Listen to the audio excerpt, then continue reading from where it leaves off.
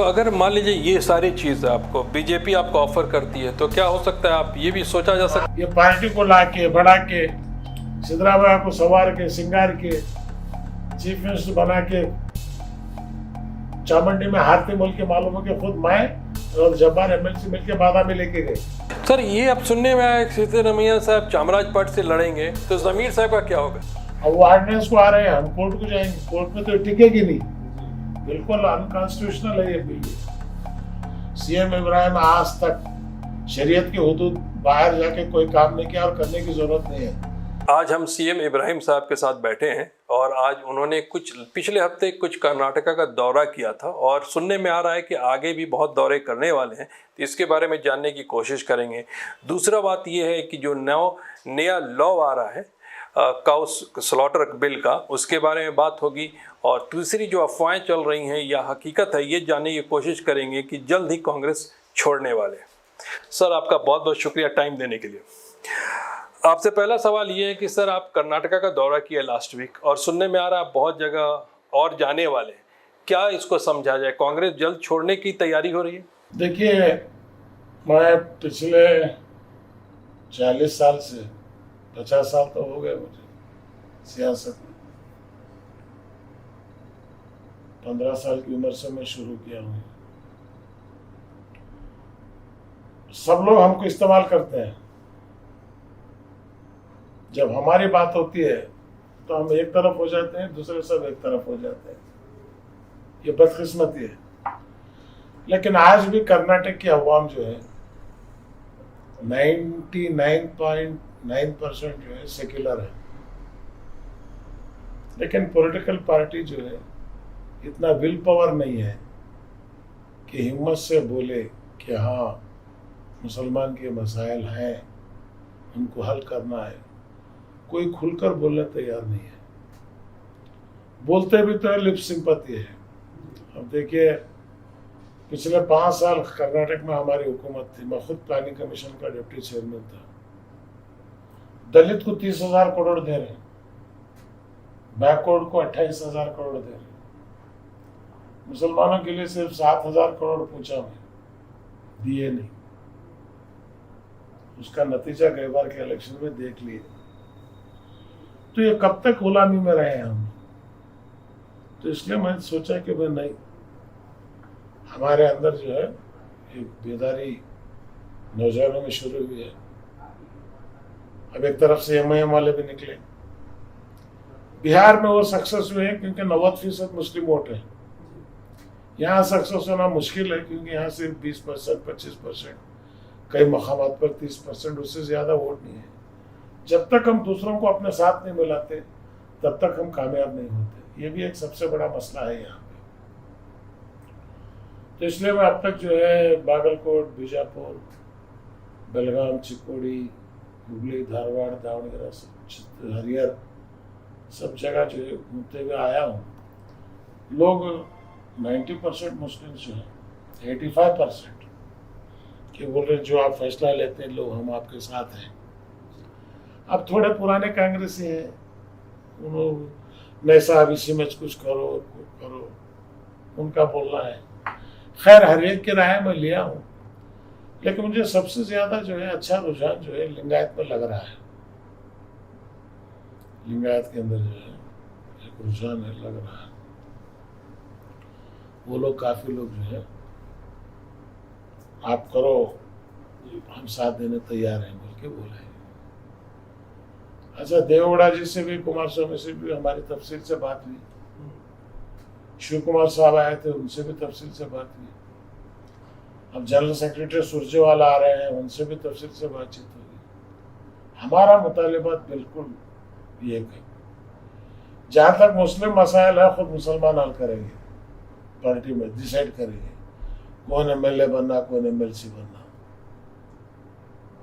सालाना हम 13% है, 7-8% में हमको बजट में जो है अमाउंट हमारे वास्ते रखना। कम से कम 4% से शुरू करो। 2 लाख करोड़, 2,20,000 का बजट है, 4% में तो नहीं, 8% है। और दूसरी चीज, मुस्लिम्स और एमएलएस उतने जीत कर आ नहीं सकते क्योंकि पार्टीज ट्रांसफर नहीं करते वोट। साल में जो है 2 एमएलसी जो है कंपलसरी मुसलमानों को देना और 2 राज्यसभा सीट जो है मुस्लिम्स को देना और पार्लियामेंट जहाँ जीत सकते हैं वहाँ पर देना। तो ये तमाम मुतालिबात हैं। तो अगर मान लीजिए ये सारी चीज़ आपको बीजेपी आपको ऑफर करती है तो क्या हो सकता है, आप ये भी सोचा जा सकता है? नहीं, ये भी है। देखिए, बीजेपी का ये बोलने से काफी नहीं होगा। बीजेपी के साथ बातचीत अलग है क्योंकि उनका 70-100 साल का नजरिया है। वो नजरिए को बदल सकते हैं क्या? मुसलमान के खिलाफ नहीं, इस्लाम की दुश्मनी छोड़ने तैयार हैं क्या वो? नेशनल लेवल में, स्टेट लेवल में जो है हम लोग बीजेपी जाने के बजाय बीजेपी आगे कैसी रहेगी डिपेंड करता है चीफ मिनिस्टर कौन है। तो इसलिए वो मसला तो अब उठेगा नहीं क्योंकि येडियुरप्पा खुद मुख्तार नहीं है। वो केशव कृपा की पॉलिटिक्स करते हैं, हम बसव कृपा की पॉलिटिक्स करते हैं। बसव कृपा का माना यह है, बसवेश्वर की फिलॉसफी में सूफी संत सब मिले हुए हैं। जात पात का कोई नहीं है, किसी का दिल दुखाना नहीं है, किसी को का हक छीनना नहीं है।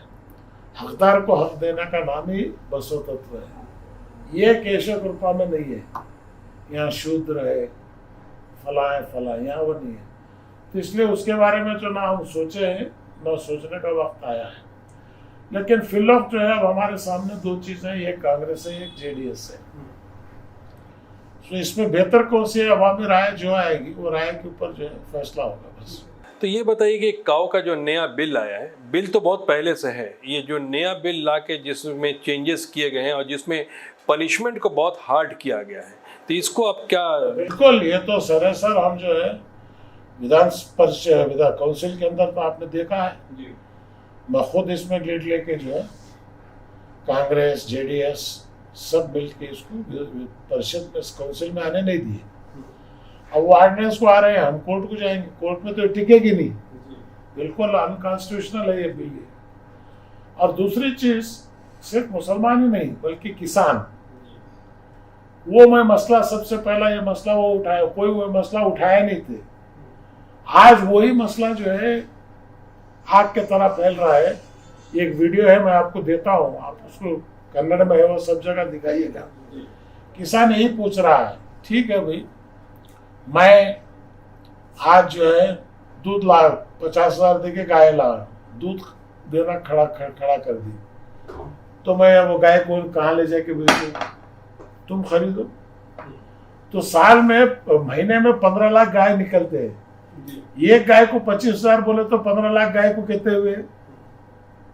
इतना पैसा गवर्नमेंट के पास महीना कहाँ है? अच्छा, उनको रख के पालना अलग, एक गाय को पालने के लिए रोजाना 200 रुपये चाहिए। 15 लाख गाय के लिए कितना हुआ? और उतने तो इनके पास रखने की जगह नहीं है, ग्रीन बेल्ट नहीं है। तो इसलिए किसान अब उठे हुए हैं। किसान जो है अब उठे हैं, वो कहते हैं हम इसके खिलाफ हैं। सर ये बताइए, ये लॉ तो ऑलरेडी था कि आप गाय को नहीं काट सकते, तो नया जो ऑर्डिनेंस लाना ये सिर्फ लोगों पॉलिटिकल है? पॉलिटिकल है, हिमाकत है। पूछने वाला कोई मर्द बराबर का नहीं है, इसलिए नाच रहे। बराबर का मर्द अगर उतरे आप बाहर आ बोले तो जवाब देने को वैसे इनके पास जवाब नहीं है। जवाब तलब करना है। बैल किसान 2 साल 3 साल ज़राअत करता, 4वें साल बैल का पांव तोड़ता, कौन पालने वाले उसे? इन्हों खरीदते। तो ये जो है भैंस 13 साल तक का लोग को जिनके भावा देते पैसे 13 साल तक पालने को वास्ते। इसलिए इसमें जो है मैं अपने कौम को बोला हूँ कि आप घर में रहे, हम लड़ेंगे। अब कल से एक व्हाट्सएप शुरू करवा लेते, इब्राहिम साहब बोले गऊ खाओ न मत खाओ बोल के मुसलमानों से मैं पूछता हूँ, बोलता हूँ बोल के। पूरा वीडियो नहीं देखे हो, आज मैं वो भी आपके थ्रू से क्लैरिफाई कर रहा हूँ। सीएम इब्राहिम आज तक शरीयत की हुदूद बाहर जाके कोई काम नहीं किया और करने की जरूरत नहीं है। मुझे अवाम से ज्यादा अल्लाह का डर है, अल्लाह के रसूल सल्लल्लाहु अलैहि वसल्लम का डर है। तो इसलिए मैं जो भी सियासत करता हूँ, सुलह हुदैबिया मेरे सामने है, हिजरत मक्का मेरे सामने है, ये दोनों को मद्देनजर रखकर जो है मैं फैसला करता हूँ। हाँ, MIM से भी मैं भी उनसे बात कर रहा हूँ, भाई मेरे दोस्त के बच्चे अच्छे हैं, ठीक है, अपनी जगह हैदराबाद में कर रहे हैं, बिहार में भी जो है वो 5 सीट पे जीते हैं जहाँ 90% मुस्लिम्स हैं और 20-25 सीट हारे हैं। तो हमको देखना है कि वो फायदा क्या है, नुकसान क्या है। अल्टीमेट हम सियासत में किस लिए। तो ये देखने से क्लियर कट लग रहा है कि आप कांग्रेस से काफी नाराज हैं और जल्द ही कांग्रेस नहीं, कांग्रेस से नाराज हूँ, छोड़ने का फैसला नहीं किया हूँ। नाराज नहीं, मैं दुखी हूँ। नाराज होके क्या करूँ, दुखी हूँ मैं। ये पार्टी को ला के बढ़ा के सिद्धरामैया को सवार के सिंगार के चीफ मिनिस्टर बना के चामुंडी में हारती बोल के मालूम हो कि खुद मैं और जब्बार MLC मिलकर बादामी लेके गए।